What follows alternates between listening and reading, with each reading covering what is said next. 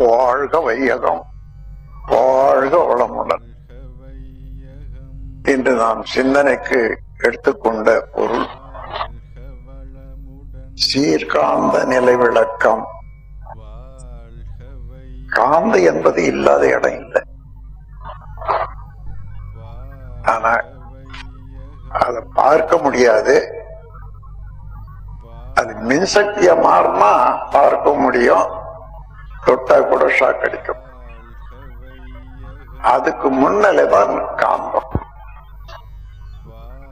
இந்த காந்தம் இல்லாத இடம் இந்த உலகில பிரபஞ்சத்துல இருக்கவே முடியாது, இல்லவும் இல்லை.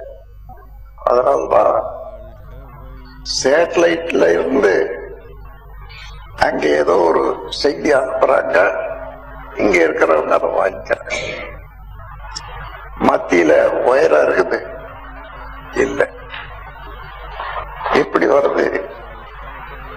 இந்த காந்தத்துல அலை இயக்கம் ஒன்று இருக்கிற, எந்த அலை இயக்கத்துல ஒரு இடத்துல ஒரு செய்தி அனுப்புறாங்களா, அதே அலை இயக்கத்துல இந்த பிரபஞ்சத்துல எங்க இருந்தாலும் அதை வாங்கி கொள்ள முடியும். இப்போ சக்தி என்று சொல்றோம். கையை அப்படி தூக்குற போது சிலருக்கு முடியல, என்னன்னா சக்தி இல்லைன்னு சொல்றோம். அந்த சக்தியை பார்க்க முடியுதா? ஆனா சக்தி என்பது ஒன்று இல்லைன்னு சொல்ல முடியாது.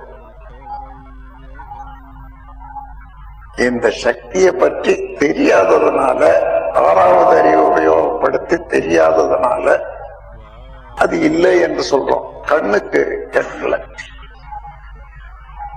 அதே போல எங்கும் நிறைவாக இருப்பாக இயக்க களமாக அமைந்திருப்பது காந்த சக்தி தான். முதல்ல காந்தம்னா என்னன்றத எல்லாரும் புரிஞ்சுக்கிட்டா நல்லது. இறையாற்றல் என்று சொல்றோம் இல்லையா, தெய்வ நிலை. அதை பத்தி சொல்ற போது பாரதியார் சொல்றாரு, உள்ளும் புறமுமாய் உள்ளதெல்லாம் தானாகும் வெள்ளம் ஒன்று உண்டு, அதனை தெய்வம் என்பார் வேதியரே. வெள்ளம் என்றால் அதான் வெள்ளுன தூய்மையானது.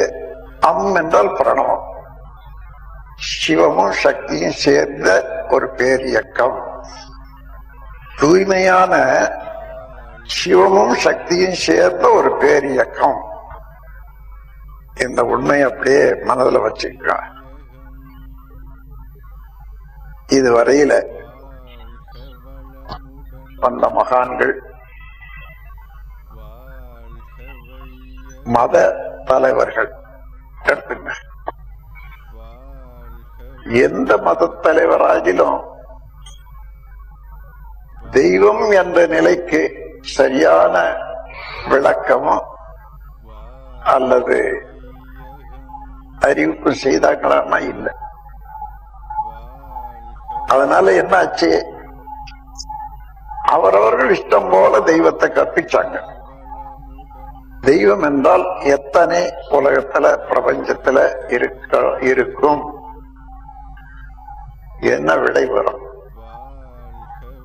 ஒன்றா பலவா? தெய்வம் தான். எல்லாரும் ஒன்றுதான் என்று ஒப்புக்கொள்ளும். அந்த ஒன்று எந்த பேராற்றலை நாம் தெய்வம் என்று கொள்ளலாம்? இந்த இரண்டு வினாக்களுக்கு விடை கிடைச்சு போச்சுன்னு வச்சுங்க, மனித குலத்துல இன்னைக்கு இருக்கக்கூடிய குழப்பங்களும் தீமைகளும் இருக்கவே இருக்காது. இன்னைக்கு உலகத்துல இருக்கக்கூடிய ஒரு பெரிய குழப்பம், தெய்வ நிலை என்றால் என்ன என்று தெரியாததுனால பல பிரிவாகிட்டாங்க.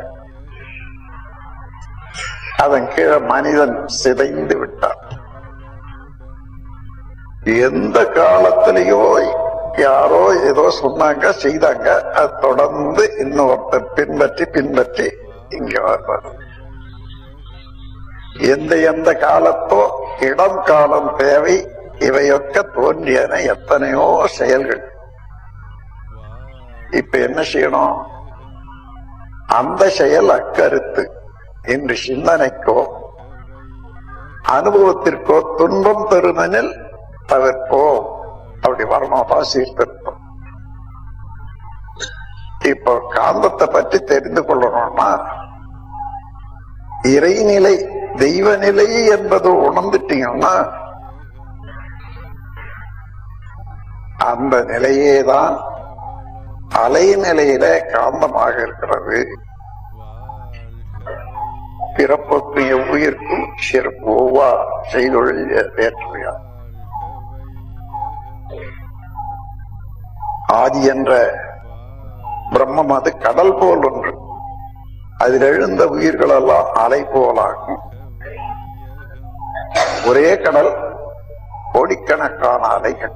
அது போல அந்த அலை போல இருக்கிறோம் நம்ம எல்லாரும். அப்போ இந்த அலையில நிலை எது, எங்க இருந்து இந்த அலை வந்திருக்கோம் பார்க்கணும். அல்ல பார்த்தா அலையில அசைவ கழிச்சிட்ட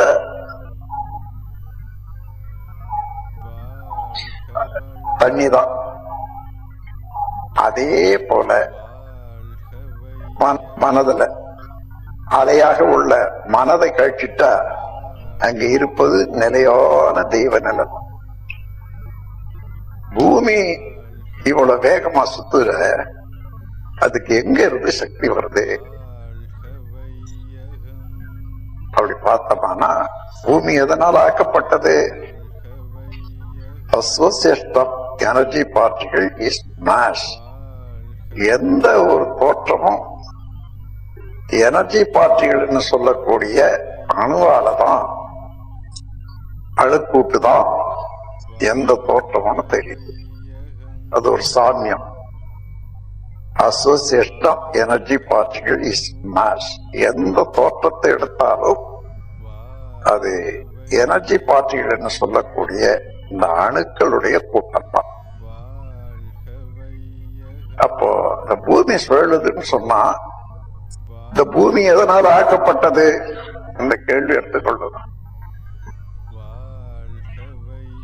அணுக்கூட்டம் தானே. அந்த அணுக்கள்ல சுழல் விரைவு இல்லையானால் ஒட்டுமொத்தமாக உள்ள இந்த பூமி சுத்துமா? சுத்த. அதனால ஒவ்வொரு அணுவும் சுழண்டு கொண்டுதான் இருக்கு. இங்க இன்னும் ஒரு சந்தேகம் வரும். பூமி தன்னைத்தானே சுத்தத்தான் அதுல உள்ள அணுக்களுடைய சுற்று வேகம் ஒட்டு மொத்தமாக என்று தெரியுது. ஒரு நாளைக்கு 15,50,000 மைல் ஓடுத சுற்றி. இந்த வேகத்துக்கு எங்க இருந்து சக்தி வருது? இங்கதான் பெரிய உண்மை. தெரியாத, இது வரைக்கும் தெரியாத உண்மை எல்லாருக்கும் போகப்படும். எந்த பொருளானாலும் சுழண்டு கொண்டே இருக்கிறது என்று சொன்னா அந்த பொருள் உள்ள அணுக்கள் எல்லாம் கரைந்து கொண்டும் இருக்கிறது. அதனால அது அலைன்னு சொல்லணும். அப்ப எந்த அலையா இருந்தாலும் அணுக்களுடைய கரைசல். அப்ப சூரியன் சுற்றி வர்ற எத்தனை கோடி அணுக்கள் இருக்கும், அதுல எவ்வளவு கரைசல் இருக்கும். அவ்வளவு அலையாக இருக்கிற போது சூரியன் சுத்துற போது அந்த அலையும் சுற்றி கொண்டே இருக்கிறது சூரியனை. சூரியன்ல இருந்து தோன்றியத்தானே எல்லா கிரகங்களும். அதனால அதாவது தூரத்துக்கு காலத்துக்கு தக்கவாறு தூரம் இருக்கு. இப்ப புளூட்டோ என்று சொன்னா 72 கோடி மைல் கண்ணாண்ட புளூட்டோ இருக்கதாக கண்டுபிடிச்சிருக்காங்க. அவ்வளவு தொலைவு போயிடுது அது உற்பத்தியான காலத்துல இருந்து என்னை வரைக்கும். பூமி 9 கோடி மைல், அதுக்கப்பால பூமிக்கு அப்பால சுற்றி வர்றது புதன், புதனுக்கு அப்பால சுக்கிரன், சுக்கிரனுக்கு அப்பாலதான் சந்திரன். சந்திரன் சூரியனை சுத்தறது இல்ல, பூமியை சுத்தி வருது. பூமி சுத்துற போது சந்திரனும் சுத்தி வர்ற மாதிரியா கணக்கு. இந்த மாதிரி ஏற்பாடுகள் எல்லாம் எப்படி நடக்குது? இங்கதான் உண்மையான அந்த காந்த ஆற்றல் என்பது என்னது என்பது விளக்கம்.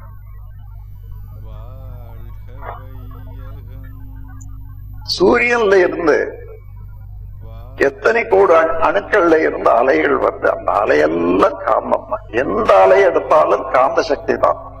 ஏன்னா அணுக்கள் கரைந்த கரைசல் தான் காந்தமாக வருது. அப்போ சூரியன்ல இருந்து வரக்கூடிய அணுக்கள் எவ்வளவு இருக்கும், அவ்வளவு சுழல்ற போது அதுல இருக்கக்கூடிய இந்த 9 கோள்களும் கிட்டே போகுது. அது எதுவுமே தன்னைத்தானே சுத்தறதுதான் அதனுடைய அணுக்களுடைய வேகம். சூரியனை சுத்தி வர்ற போது சூரியனுடைய அலை சுழண்டுகிட்டே இருக்குது. அந்த அலையில எது வந்தாலும் அதுவும் சுழலுது. தூரத்துக்கு தகுந்தவாறு, கரத்துக்கு தகுந்தவாறு நேரம் காலம் கூடும், குறையுது. அதற்கு காரணம் என்ன பார்க்கிற போது, சூரியன்ல இருந்து அந்த அலை வெளியேறுதுன்னு சொன்னா ரிப்பல்சி போர்ஸ், அதாவது விலக்கும் ஆற்றல் இருக்கிறது அங்க. ஆமா, ஒரே நேரத்துல எல்லாமே வெளியிட்டா சூரியனும் இருக்காத. எத்தனையோ கோடி காலமாக சூரியனும் இருக்கிறது. என்னென்றால் இறையாற்றல் என்பது சுத்த வெளி, தன்னிருக்க சூழ்ந்தழுத்தும் பேராற்றல் சுத்த வெளி. அது எங்கு நிறைந்திருப்பதனால அது எல்லா பொருளையும் சேர்த்து அழுத்தி கொண்டிருக்கிற போது எந்த பொருளும் அதனுடைய தள்ளும் வேகத்துக்கு மேலாக ஓட முடியாது. அதனால அளவு கட்டி போச்சு.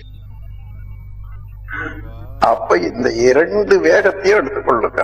ஒன்று இருக்க ஆற்றல், தன்னிருக்க சூழ்நிறுத்தும் பேராற்றல். இன்னொன்று விலகும் ஆற்றல். இந்த இருக்க ஆற்றலை தான் ஆகர்ஷ சக்தின்னு சொல்லிட்டு இருந்தாங்க. அப்படி இல்லை. பூமி சுழலுவதனால நடுமையும் எல்லா பொருளும் போது அது ஆகர்ஷ சக்தி இல்லை. இருக்க ஆற்றல், சூழ்நிறுத்த ஆற்றலால இருக்குது. அதனால எல்லா நடுமையும் நாடி ஓடும். இருக்க ஆற்றல் ஒன்று, விலக்கு ஆற்றல் ஒன்று. இந்த 2 சேர்ந்ததுதான் காந்தம். இருக்க ஆற்றல் என்பது என்ன? சுத்தவெளி, எங்கும் நிறைந்த பேராற்றல். அது உற்பத்தியானது இல்லை, அது தானாகவே இருக்கிறது. தன்னிருக்க சூழ்ந்தழுத்தும் பேராற்றல். இப்ப அந்த ஆற்றல் அழுத்தி கொண்டே இருக்கிறது. எந்த பொருளை அழுத்தினாலும் ஒரு அளவு தானே அழுத்த முடியும். ஒரு அளவுக்கு மேல போனா அந்த அழுத்தமே தள்ளு சக்தியாக மாறிப்போம். இந்த பொருளையும் இந்த தன்னிருக்க சூழ்ந்தழுத்தும் பேராற்றல் நிரம்பி போனா, நிரம்பிட்ட பிறகு வழி அணுலியா இருக்கட்டும், நம்ம உடல்ல கூட இருக்கட்டும், இந்த திட்டத்தை வச்சுட்டு பார்த்தீங்கன்னா நம்ம உடல்ல உள்ள அணுக்கள் எல்லாம் சுழண்டு கொண்டுதான் இருக்குது. சுழற்சியினால வரக்கூடியது தள்ளும் ஆற்றல், விலக்கும் ஆற்றல். ஒரு அணுவை இன்னொரு அணுவை விலக்கி ஒரு அளவுல நிறுத்தி கொண்டது. அது மாத்திரம் இருந்தா ஒரு நிமிஷத்துல நாம் காலி, ஆளே இல்லை. ஆனா இருக்கு ஆற்றலாக உள்ள இறையாற்றல் சேர்த்து அழுத்தி கொண்டிருப்பதனால ஒரு அளவுதான் வெளியேறதை தவிர மிச்சம் நல்லா கட்டுப்பட்டு இருக்கு. அதுதான் சொல்லுவாங்க, கடவுள் இல்லாத அணு அசையாது என்று. இப்போ இத மனதுல வச்சு கொள்ளுங்க. இறையாற்றல் என்பது சுத்த வெளி, அது ஒரு பாய்ம பொருள். பாய்ம பொருள்னா எல்லா இடத்திலையும் ஊடுருவி நிறையத்தக்கது. சுத்த வெளிக்கு ஏதாயிலும் தடை இருக்குதா? எந்த பொருளாலும் ஊடுருவ முடியாத. அது மாத்திரம் இல்ல, தன்னிலே எந்த பொருளும் ஊடுருவி செல்லக்கூடிய ஆற்ற உடையது. அத பெனிட்ரேட்டிவ் பெர்மியேஷன் சொல்லுவாங்க. பெர்மியேஷன் சொன்னா ஊடுருவி போறது எல்லாத்தையும் அதுக்கு இடம் கொடுக்கணும். பெனிட்ரேஷன் சொன்னா எதுலையும் ஊடுருவி அதுவே பாயும். இந்த ரெண்டு சக்தியும், இந்த ரெண்டு ஆற்றலும் உடைய இந்த சுத்தவெளி இறைநிலை என்று போற்றப்படுகிறது. அதுதான் தெய்வம்.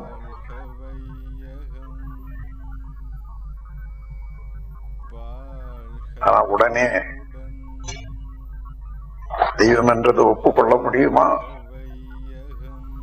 நாம கண்ணு காது மூக்கெல்லாம் வச்சு கதை எழுதி சண்டை போட்டதாகவும் கல்யாணம் பண்ணி வந்தாகவும் இதெல்லாம் கதைகள் எல்லாம் வச்சு இருக்கமே. திடீர்னு சுத்த வெளிதான் தெய்வம் என்று யாராலும் சொன்னா நம்ப முடியுமா? அப்படி நம்பவே வேண்டாம். நம்முடைய அறிவினாலே பார்ப்போம். அந்த அத்தகைய தெய்வம் எத்தனை இருக்க முடியும்? ஒன்றுதானே இருக்க முடியும். ஒன்றா இருக்கக்கூடிய தெய்வத்துக்கு நாம் இதுவரைக்கும் ஏற்படுத்தி வச்சிருக்கிறது எத்தனை? ஒவ்வொரு வீட்டுக்கும் கூட சில சமயம் ஒரு சிங்கல்ல எடுத்து வைக்கிறாங்க, தியாத்திரை பண்றாங்க, தெய்வம் தான். அது சடன் காட்.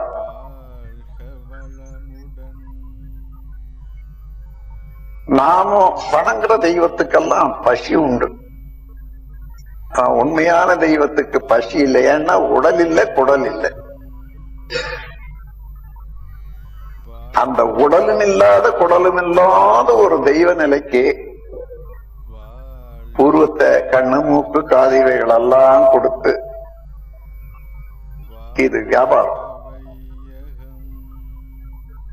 கடவுளுக்கு நீ எதனா சாப்பாடு கொடுக்கணும், பழம் கொடுக்கணும், பால் கொடுக்கணும், தேங்காய் கொடுக்கணும்.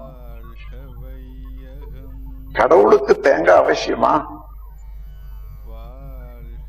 எங்குமே நிறைந்த ஒரு பேராற்றல், அதிலிருந்து எல்லாமே தோன்றி இயங்கி கொண்டிருக்கக்கூடிய பேராற்றல். அதற்கு நாம போய் தேங்காய் கொடுக்கறதா? கடவுளுக்கு தேங்காய் வேணுமான்னா இல்லை. அது மாத்திரம் இல்ல,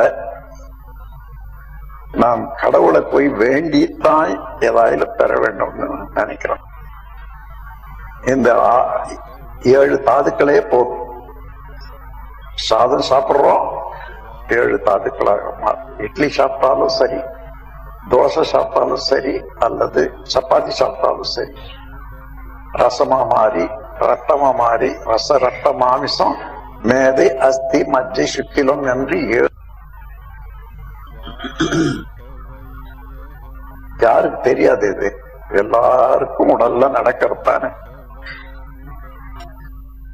யாராயிலும் கேளுங்க, இந்த 7 தாதுக்களாக மாத்திர வித்தையில ஏதோ ஒன்று தெரியுமா உங்களுக்குன்னு கேட்டு பாருங்க, என்ன நடக்கும்.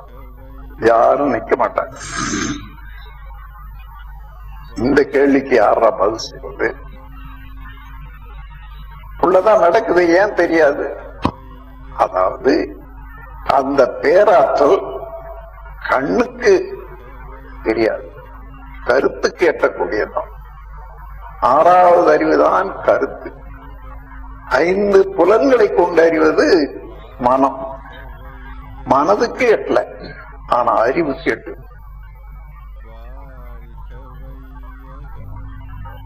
நம்ம உடல் சரியாக இயங்கிறதுக்கு 7 தாதுக்கள் மாத்திரம் இல்லை, 14 வேகங்கள் சொல்றாங்க மருத்துவ நூல்ல. தூக்கம், நாவறட்சி, மூத்திரம், தும்மல், இருமல், வாந்தி, பசி, கொட்டாவி, மலம், ஏப்பம், சுக்கிலம், அபான வாயு, சுவாசம். இந்த 14 வேகங்களும் உடல் கழிவு பொருள். அவைகளெல்லாம் சரியாக போனாதான் அந்த உடல் இயங்க முடியும். அந்த உடல் இயக்கத்துல 7 தாதுக்களாக மாறி அங்கங்க அதை பொருத்த வேண்டியதுக்கு இதெல்லாம் காலி பண்ணிட்டே இருக்கணும். இவ்வளவு நுணுக்கமான அறிவுடைய எல்லாம் வல்ல இறைநிலைக்கு நாம் என்ன கொடுக்கணும், என்ன கேட்கணும் சொல்லுங்க. கேட்கவே வேண்டியது. நாம் வேண்டுதல் செய்யணுமா? வேண்டுதல் கூட பாருங்க எப்படியான வேண்டுதல் எல்லாம் வருது. சாதம் படைக்கிறது, அது படிக்கிறதுன்றதெல்லாம் வேற. இன்னொரு இந்தியான படைப்பு மயிர் கொடுக்கிறது. இது வரைக்கும் மனிதனுக்கு 6வது அறிவு எவ்வளவு காலமாச்சு சிந்திக்கிறான். எந்த மனிதனாயிலும் கடவுளுக்கு மயிர் தேவைதானா கேட்டது உண்டா? நம்ம வரைக்கும் பார்த்தோம். கடவுளுக்கு மயிர் தேவைதானான்னு ஒரு நாள் கூட சிந்தனைய சிந்திக்கவே இல்லையே. அப்படிதான் எல்லா உண்மைகளையும் நழுவு விட்டுடும். நழுவிட்ட பிறகு என்னென்ன யாரார் என்ன செய்யறாங்களோ அதையே செய்ய வேண்டியதான். நண்பர்களே, இறையாற்றலை பற்றி உணர்ந்து கொண்டா சுத்த வழின்னு சொல்லிட்டோம். சுத்த வழி என்பது ஒன்றுமில்லாத சூன்யம் தானே. அது எப்படி பேராற்றலாக இருக்க முடியும்? சுத்த வழிக்கு தன்மை என்ன என்று பார்த்தா, பற்றாயிருப்பு, பேராற்றல், பேரறிவு, காலம். வற்றாயிருப்புன்னு சொன்னா அதுல இருந்து எத்தனை பொருள் உற்பத்தி ஆனாலும் அது குறையாது. அதனால வற்றாயிருப்பு. பிளினம் சைபர் என்று சொல்லுவாங்க, பிளினம் சொல்லுவாங்க, முழுமை பொருள்னு சொல்லுவாங்க. அது குறையாது. அக்ஷயம். அது மாத்திரம் இல்லை, அதுல இருந்து உற்பத்தி ஆகி அணுக்கள் உற்பத்தி ஆகி பஞ்சபூதங்களாகி அண்டங்களாகி சூரியன் சந்திரனா வந்துடும்.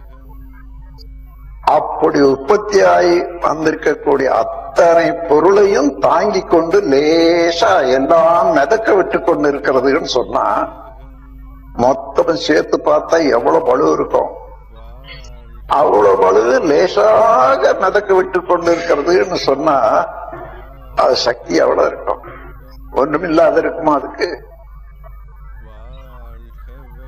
ஒரு பொருளை இன்னொரு பொருள் தாங்கி நிற்கிறது என்று சொன்னா தங்கும் பொருள் வேகம் அதிகமா இருக்குமா? அதை தாங்கி இருக்கக்கூடிய பொருளுக்கு சக்தி அதிகமா இருக்குமா? இதான் நாம் இந்த காலத்துல அறிவாக தெரிந்து கொள்ள வேண்டியது. அப்ப சுத்த வழி என்பது ஒன்றுமில்லாதது அல்ல, வேக்கும் அல்ல,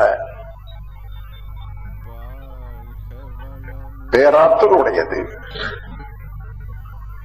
அப்படி அதிலிருந்து எழுந்த பொருட்கள் எல்லாம் பார்த்தீங்கன்னா ஒரு மரத்துல இருந்து ஒரு விதைய எடுத்து நுனிக்கு பாருங்க, ஒண்ணும் தெரியாது, ஒண்ணும் இல்லை. ஆனா அதை போட்டு தண்ணி ஊத்திட்டீங்கன்னா கொஞ்ச நாள் பொறுத்து முளை வருது.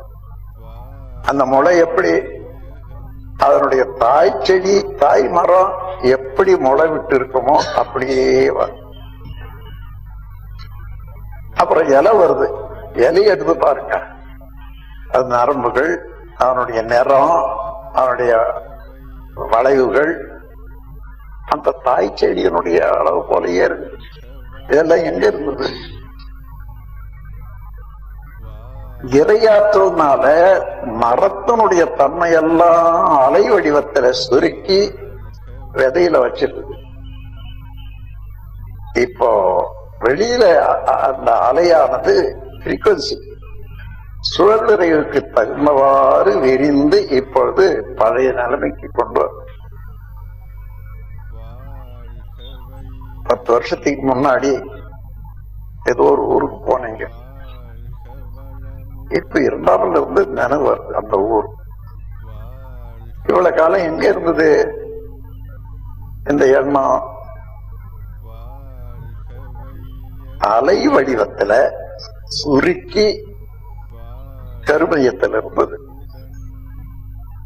இப்போ இயக்கத்துல வர்ற போது விரித்து எடுத்துக்க. இந்த சுருக்கி வைக்கிறதும் விரித்து காட்டுவதும் இதுதான் காந்தத்தினுடைய ஆற்றல்.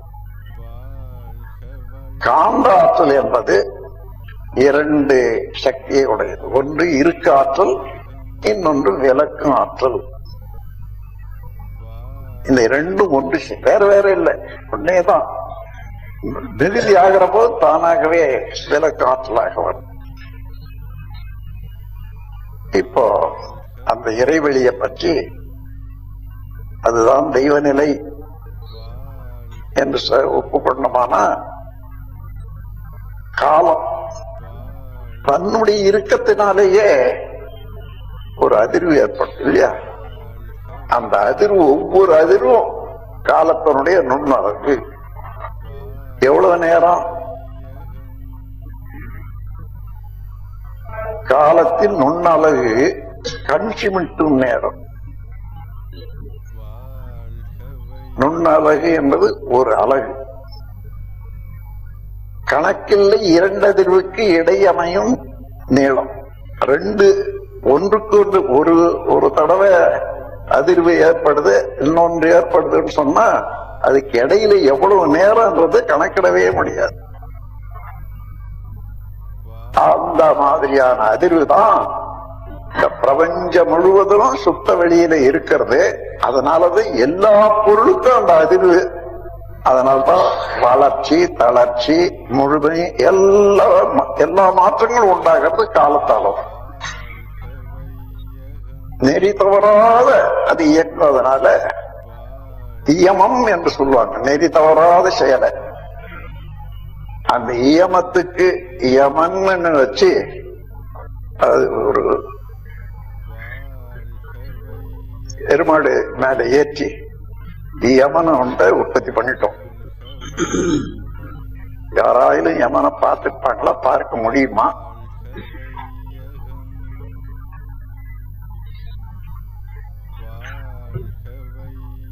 யமன் என்றதும் காலன் என்றதும் என்ன வேற இல்லையே, அதே தானே. காலமே காலன்னு சொல்லுங்க. தென்னாட்டுல காலம்னு சொல்றோம்ல, வடமொழியெல்லாம் அதாவது ஈ வரும் பெண்மைக்கு, அப்போ காளின்னு சொன்னோம். காலன் வேற காளி வேற இல்லை. காலம்னா காளி. அப்போ காலன் என்றாலும் காளி என்றாலும் இந்த பிரபஞ்சத்தையே தாங்கி நிற்கிறது, வளர்ச்சியை அரைச்சியது, முடிவுக்கு கொண்டு வரும். இவ்வளவுக்கும் என்ன இந்த பேரியக்க மண்டலம் முழுவதும் நிறைந்த இருக்கு ஆற்றல் ஒன்று விளக்கு ஆற்றல் ஒன்று. இருக்காற்றல் இறைநிலையால உண்டாச்சு. விளக்கு ஆற்றல் அவருடைய சுழற்சி விரைவால அலை அலையா வரப்போது விளக்கு ஆற்றல் ஆச்சு. பஞ்சபூதங்கள்னா அணுக்களுடைய நெருக்கத்துக்கு தகுந்தவாறு பௌதீக பிரிவு என்று 5 வச்சாங்க. விண் தனித்தனியாக சேராது இருக்கிற போது விண், அது ஒன்றோடு ஒன்று சேர்ந்து ஒரு சில இதுக்கு வர்ற போது காற்று, அதுக்கப்புறம் இன்னும் அழுத்தமாக இருந்து அதுல ஒளி பிறக்கிற இடம் வர்ற போது ஆக்சிஜன், அழுத்த காற்று. இந்த 2 காற்று ஒன்னா சேர்ந்ததுன்னா ஒரு கோர்வு உண்டாயிடும், அதுதான் தண்ணி. Oxygen, hydrogen. தண்ணீரே இன்னும் இறுகி கெட்டியான மண்ணு அல்லது கெட்டி பொருள். இவ்வளவு அணுக்களுடைய கூட்டுதான். அந்த கூட்டுல உள்ள வித்தியாசம், நெருக்க வித்தியாசம் தான் இப்ப பஞ்சபூதங்கள். தினந்தோறும் பாடுறாங்களே இங்க பாட்டு என்ன, இறை வெளியே தன்னெருக்க சூழ்ந்தழுத்தும் ஆற்றல் இதன் திணிவு மடிப்பு விழ சுழலும் முன் விண்ணா. நிறைவெளியில் விண் சுழல நெருக்குகின்ற உரசல், நிலைவெளியில் எழுப்புகின்ற நேரலைகள் காந்தமாம். மறைபொருளாம் காந்தம் தன்மாத்திரைகள் 5 வகை. தன்மாத்திரைன்னா டிரான்ஸ்பார்மேஷன், இன்னென்ன அளவுல என்னட்டு வருது. அப்போ காந்தம் என்ன, இடத்துக்கு தகுந்தவாறு அந்த காந்தத்தினுடைய அழுத்தம் பஞ்சபூதங்களுக்கு ஒவ்வொன்றுக்கும் ஒவ்வொரு விதமான அழுத்தம் இருக்கும். அது தகுந்தவாறு அழுத்தம், ஒளி, ஒலி, சுவை, மனம் 6 வகையில தன்மாற்றம் அடையிறது தான் நம்ம மனமும் உடல். அதாவது மேல உருவமாகவும் உள்ள ஆன்மாவாகவும் இருப்பது ஒரே வெள்ளம் தான். அதான் தெய்வ நிலை என்ன சொல்றாரு பாருங்க பாரதியார். இதுதான் அர்த்தம். அதோட மட்டும் விட்டுள்ளவர் இன்னொன்னு சொல்றாரு பாருங்க, நீங்களெல்லாம் பார்த்தீங்களா இல்லையோ, வெட்ட வெளியாய் அறிவாய் வேறு பல சக்திகளை கொட்டும் முரசாய். வெட்ட வெளியாக இருப்பது அதுவேதான், அறிவாக இருப்பதும் அதுவேதான். ஏன்னா வெட்ட வெளிக்கும் அரூபம், நம்ம கிட்ட அறிவு இருக்குதே, அது ரூபமா? அரூபமா. அரூபமா இருக்கிறதுனால்தான் நம்மாண்ட அறிவு இருக்குது, யாராயிலும் கண்டுபிடிக்க முடியாது. ஆனா எப்ப கண்டுபிடிக்கலாம்னா, யாராயிலும் நம்ம கேட்டாங்கன்னா, ஐயா அறிவு இருக்குதா உனக்கு, என்ன கேலி பண்றான்னு சண்டை போடுவோம். அப்பதான் அறிவை பற்றிய ஒரு எண்ணம் வருது. அது வரைக்கும் அறிவு இருந்ததா இல்லையா? இருந்தது. அதையாயிலும் ஒத்துக்கிறானா? அவ சொல்லிட்டு போலாம் இல்லையா, இருக்குதுப்பா அறிவு. ஏன் சொல்லலைன்னா அது எப்படி இருக்கு சொல்லி பார்க்கலாம் நான் கேட்பான இல்லையா? அதான் சொல்ல முடியாது. இப்படியே தப்பிச்சுக்கிட்டு பொய் பேசிக்கொண்டே இருக்கிறதா நமக்கு பழக்கம். உண்மையே ஒப்புக்கொள்றதில்லை, பிறர் சொன்னாலும் அதை ஏற்றுக்கொள்றதில்லை. இப்போ இறையாற்றல், இறைவெளிய சிவம் என்று சொல்வாங்க. ஏன்னா பூரணமாக இருப்பதனால இப்ப சிவம் தான் இறைவெளி, இறைவெளிதான் சிவம் நான் சொல்றேன்னு வச்சுங்க. எல்லாருக்கும் ஒரு புதிர் போல ஒரு அலர்ச்சி இருக்கு. ஏன்னா இது வரைக்கும் சிவம்னு சொன்னா ஒரு ஆளு மேல பாம்பு நகர்ற மாதிரி, ஒரு கொண்டை, ஒரு கிலோ உத்ராட்சம், இத பார்த்துதான் இப்படிதான் கடவுள் இருப்பாரு, சிவம் இருப்பாருன்னு நினைச்சிட்டு இருக்கோம் இல்லையா? அந்த சிவன் இருக்கிற இடத்துல இந்த சிவம் வர்றதில்லை, உண்மை சிவம் வர்றதில்லை. ஆனா காலம் வந்துட்டு தெரிப்போம், விஞ்ஞானம் வந்துட்டு கற்பனைகள் அத்தனையும் போயிட வேண்டியதுதான். அதனால்தான் சிந்தனை ஆற்றல் கழகம், சிந்தனையாளர் கழகம் என்று வச்சிருக்கோம். அதன் மூலமா தான் இப்ப இதெல்லாம் நாம் ஆராய்ந்து கொடுக்கிறோம்.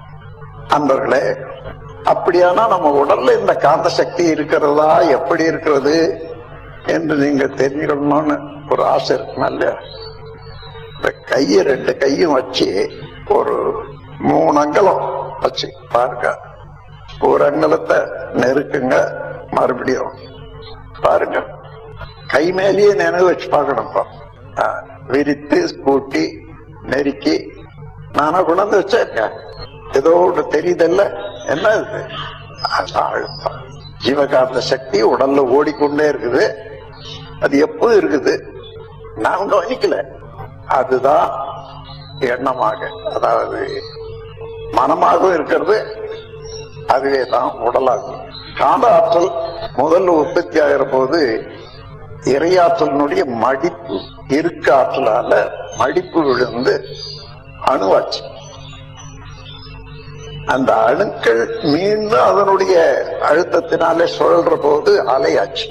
அப்போ இருக்க ஆற்றல், விளக்கு ஆற்றல், ரெண்டும் ஒரே தெய்வம். தெய்வம் என்றது ஒரே ஆற்றல் தான், எங்கும் உள்ளது, எப்பொழுதும் உள்ளது, இடம் வருவது. இதை ஆங்கிலத்துல ஃப்ளூயிட் என்று சொல்லுவாங்க. ஃப்ளூயிட்னு சொன்னா திரவம்னு வச்சுக்காதீங்க, சரியான தமிழ்ல வார்த்தை இல்ல, நான் தான் அதுக்கு உற்பத்தி பண்ணேன். பாய்ம பொருள். எந்த ஒரு பொருளையும் அது ஊடுருவி அதை தடுக்கவே முடியாது. சுத்த வெளிய எந்த பொருளும் தடுக்க முடியாது, ஊடுருவி நிற்கும். அந்த அத்தகைய இறைவழியும் இறைநிலையும் அதிலிருந்து தோன்றிய அணுவனுடைய சுழல் அலையும் ரெண்டு எந்த இடத்துல சேருதோ அதுதான் காந்தம். அப்ப எந்த இடத்துல அணு இல்ல, வெளி இல்ல, பிரபஞ்சம் முழுவதும் நீங்களா யோசித்து பாருங்க. எல்லா இடத்துலயும் அணுக்கள் உள்ளன, இறைவழியும் அதை வான் காந்தம்னு சொல்லுவோம். நம்ம உடலுக்குள்ளாலும் அதே போல அணுக்களும் சுழட்டுக்கிட்டு இருக்குது, இறைவழியும் அழுத்திக்கிட்டு இருக்குது. அதனால இங்க உற்பத்தி ஆகக்கூடிய காந்தத்துக்கு ஜீவகாந்தம்னு பேர். பயோ மேக்னட்டிசம், அங்க யூனிவர்சல் மேக்னட்டிசம், இங்க பயோ மேக்னட்டிசம். இது என்ன ஆகுது? பயோ மேக்னட்டிசம், நாம் எந்த பொருளை பார்த்தாலும் அந்த பொருளுக்கு தக்கவாறு, அதாவது வெளிச்சத்தை பார்த்தோம்னா வெளிச்சமாக மாறும். 5 வகையா மாறும் இல்லையா? தன்மாற்றம் என்பது டிரான்ஸ்பார்மேஷன். அழுத்தமாக மாறும், ஒளியாக மாறும், ஒலியாக மாறும், சுவையாக மாறும், மனமாக மாறும். இது எல்லாம் கையில பிடிக்க முடியுமா? இல்ல கண்ணால பார்க்க முடியுமா? ஒளிய பார்க்கிறோம், ஒலிய கேட்கிறோம். அது மாதிரி அதுக்காக வந்ததான் பஞ்ச இந்திரியங்கள். ஞானேந்திரியங்கள் 5ம் இந்த 5 வகையான தன்மாத்திரைகளை உணர்றதுக்காக வந்தது. அதுக்கு மேல அதுக்கு மூலப்பொருளாக உள்ளது எது என்ற உணர்றதுக்குத்தான் 6வது அறிவாக, புலன்களுக்கு எட்டாததாக எங்கும் நிறைந்து உள்ளதாக இருக்கக்கூடிய இறைவழியை பற்றி தெரிந்து கொள்வதற்கு வந்ததுதான் 6வது அறிவு. இந்த 6வது அறிவை கொண்டுதான் இறைநிலையை விளங்கிக் கொள்ளணும். எல்லா மனிதரும் இறைநிலையை விளங்கிக் கொள்ளணும். ஏன்னா விளங்கிக் கொள்ளாத போனால் இறைநிலையிலிருந்து இதுவரைக்கும் வந்திருக்குமே, எந்தெந்த இடத்துல முரண்பாடான செயல்கள் செய்தோமோ அதெல்லாம் முடிச்சு விழுந்து, அதெல்லாம் வினைப்பயன், வினைப்பதிவுன்னு சொல்றோம். அந்த வினைப்பதிவு முன்னோர்கள் மூலமாக தொடர்ந்து வருத அந்த வினைப்பதிவுக்கு சஞ்சித கர்மம்னு வாங்க. சஞ்சிதம்னா மூட்டை. தற்காலத்துல நாம் செய்யறோம் இந்த பிறவியில, அதுக்கு அதாவது சஞ்சித பிராரப்த கர்மம்னு சொல்லுவாங்க. இந்த 2 கர்மங்களும் இல்லாத மனிதனே இல்லை. சஞ்சித கர்மம், பிராரப்த கர்மம் 2 இருக்கு. அதனால இப்ப நீங்க எந்த பொருளை பார்த்தாலும் அந்த 2 வினைகளுக்கு ஏற்றவாறு எண்ணம் உண்டாக்கும். இந்த பொருளோட இப்படித்தான் நாம் தொடர்பு கொள்ளணும், அது சொல்லு. இது ஆகாமிய கர்மம். ஆனா ஆன்மா, காமியம் என்றால் இச்சை. ஆன்மாவுக்கு இச்சையூட்டி ஒரு செயலில் ஆழ்த்த வல்ல கர்மம் செயல். நண்பர்களே, இப்படி இறைநிலையிலிருந்து இன்று வரையில மனிதனா வந்துட்டோம். இன்னைக்கு எந்த குறைவும் இல்லை, எல்லாமே இருக்குது மனிதனுக்கு உலகத்துல. ஆனா ஏன் நாம் ஒருத்தர் அடிச்சு கொண்டோ அல்லது துன்பப்பட்டு இருக்கோம்? இந்த எண்ணம் தான் வரணும். ஏன் மனிதனுக்கு துன்பம் வந்தது? இறையாற்றல்ல ஏதாயிரம் துன்பத்துக்குரிய காரணம் இருக்கிறதா? இல்லை, எல்லாமே ஒழுங்க நடைபெற்றுக் கொண்டது. ஆனா மனிதன் செய்யக்கூடிய செயல் இறையாற்றலுக்கு முரண்பாடாக இருக்குமே, ஆனால் அந்த இடத்துல உண்டாகிற பிணக்கு, அதுதான் துன்பம். அப்ப மனிதன் தான் இந்த பிணக்குகள் எல்லாம் நீக்கி இறையாற்றலை உணர்ந்து அதோட செயல்படும். அப்படி படும்போது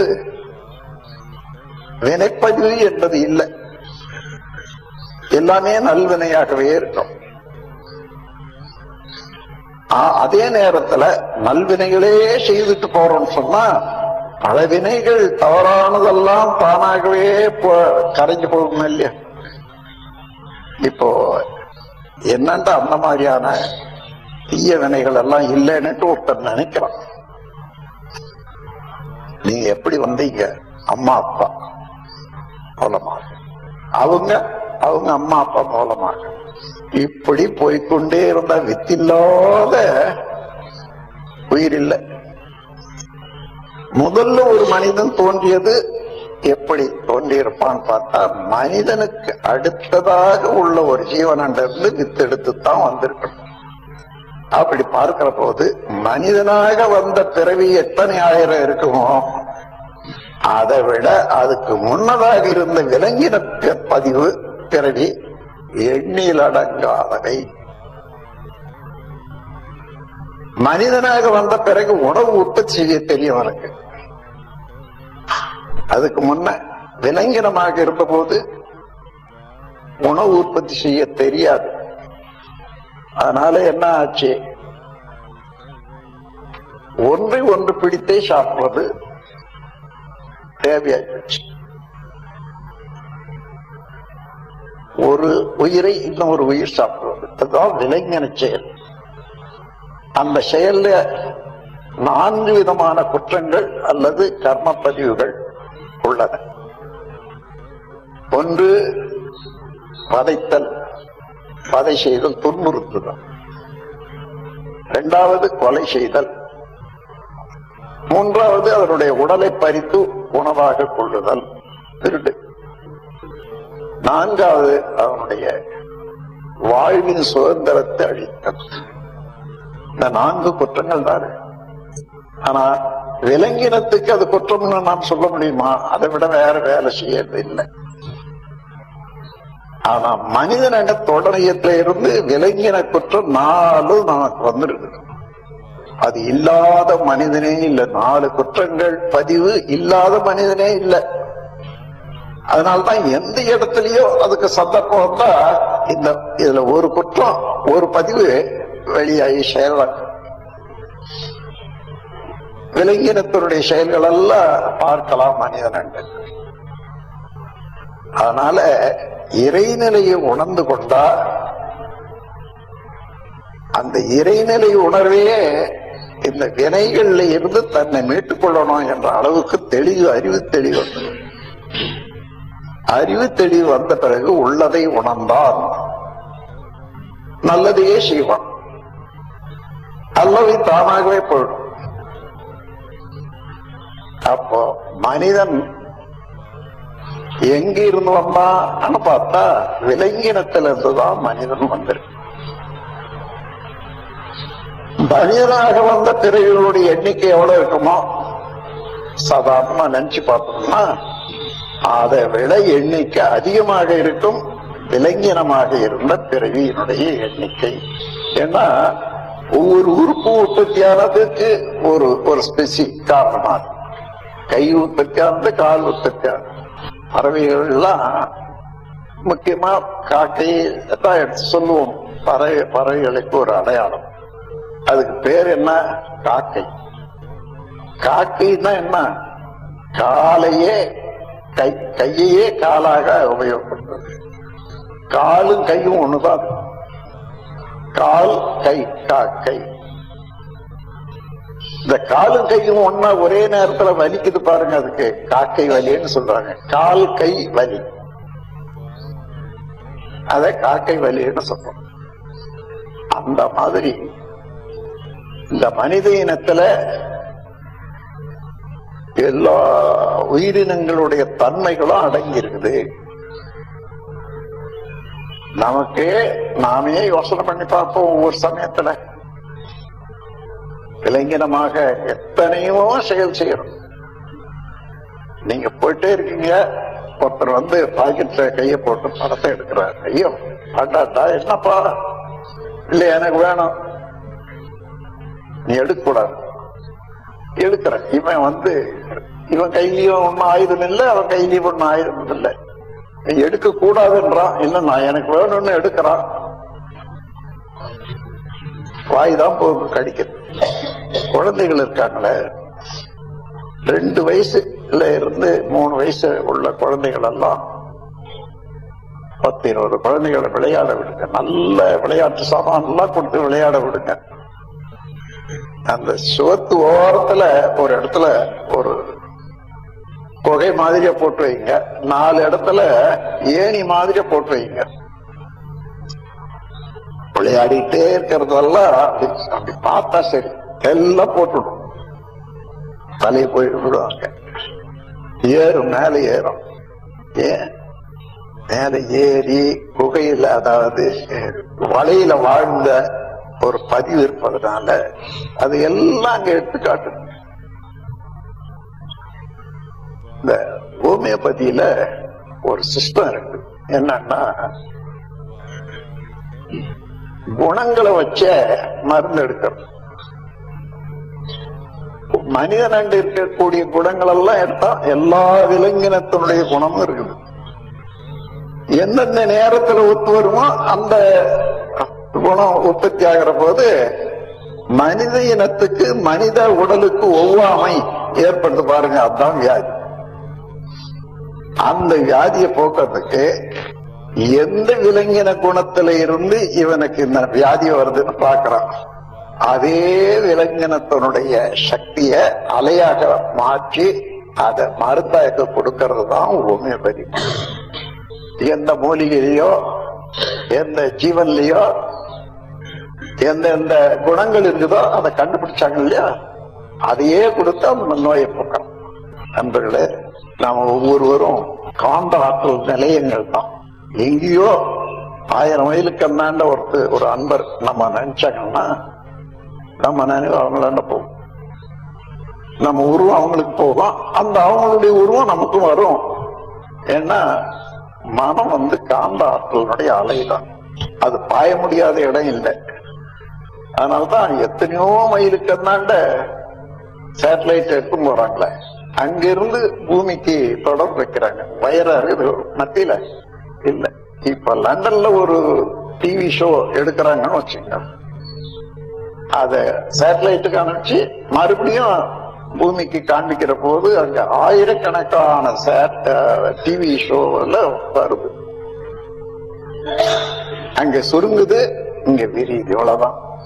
அந்த சுருக்கிறது இரையாற்றலினுடைய சுத்த வெளியினுடைய அழுத்தம், பேரழுத்தம். விரிக்கிறது அதனுடைய அலையினுடைய விரிவு. எந்த செயல் எடுத்தாலும் பிரபஞ்சத்துல இந்த 2 தான் இருக்கும். ஒண்ணு சுருக்கம், இல்ல விரிவு. விரிவு என்பது விலக்கு ஆற்றல், சுருக்கம் என்பது அழுத்தம் ஆற்றல். இந்த 2 கவனிச்சிங்கன்னா இரையாற்றல் இல்லாத இடமே இல்லை. நாமும் அப்படியேதான். ஒவ்வொரு பொருளும் பரம் முதலாய் அவ்வுரு வரையில் வந்த கதை செவ்விய சிறு சொல் பரிணாமம் சிறப்பை உணர்வாய் நீயும் அதே. இந்த சின்ன குழந்தைகளுக்கு சொல்லிக் கொடுக்கிற பாட்டுல சொல்றோம். எந்த பொருளை எடுத்தாலும் பரம் முதலாக பரம் சிவ இறைநிலையானது அணுவானது. அணுக்கள் கூடி பஞ்சபூதங்களாச்சு. பஞ்சபூத கலவைதான் அண்டங்கள் பலவும். அதுல ஒன்று உலகம். உலகத்துல ஓரறிவு முதல் கொண்டு 6 அறிவு வரையில ஜீவன்கள். அதனால எந்த பொருளை எடுத்தாலும் பரம் முதலாக வந்ததுதான். ஒவ்வொரு பொருளும் பரமுதலாய் அவ்வுரு வரையில் வந்த கதை செவ்விய சிறு சொல் பரிணாமம் சிறப்பை உணர்வாய் நீயும் அதே. நாம பெரியவங்க பிரம்மஞானத்தை சின்ன வயது உடையவர்களை சொல்லிக் கொடுக்கணும்ன்றது இல்லை. இந்த வருங்காலத்துல குழந்தைகள் நமக்கு சொல்லிக் கொடுப்பாங்க. அவங்களுக்காக தான் இந்த பாடல்லாம் இருக்கு. என்ன சொல்லால் மட்டும் நம்பாதே சுயமாய் சிந்தித்தே தெளிவாய். இது ஒரு குழந்தை பாட்டு. எல்லாம் வல்ல தெய்வம் அது எங்கும் உள்ளது நீக்கமற சொல்லால் மட்டும் நம்பாதே சுயமாய் சிந்தித்தே உணர்வாய். குழந்தைகள் பெரியவங்களுக்கு பிரம்ம ஞானத்தை ஊட்டுறாங்க. இதுல இது வரைக்கும் நாம் பிரம்ம ஞானத்தை நாம தெரிஞ்சுக்கலன்னா இந்த குழந்தைகள் பாட்டு மூலமாக இது தெரிஞ்சுக்கலாமே. அன்பர்களே, அப்படி இருந்தால் அலைநிலை மனம் என்று எடுத்துக்கொள்ளுங்க. அலைநிலை தான் மனம். அதுக்கு உட்பொருளாக உள்ளது இறைநிலை. இறைநிலை தான் அறிவு. அது உங்களால் இருக்கிறது வேற, என்னன்னு இருக்கிறது வேறையா? ஒரே பொருள் தான் இறைநிலை. அப்ப எல்லாருக்குள்ளாகவும் அறிவாக இருக்குது இறைநிலைதான். இத உணர்ந்து கொண்டமான சரியா யோசித்து மறுக்க முடியுமா? மறக்கவும் முடியாது, மறுக்கவும் முடியாது. அப்பொழுதுதான் யாரை பார்த்தாலும் இறைநிலையினுடைய தோற்றம் தான் அது. எந்த பொருளிலும் என்னை காண வல்லவனோ எவனோ அவனை விட்டு நீங்குவதில்லை. இது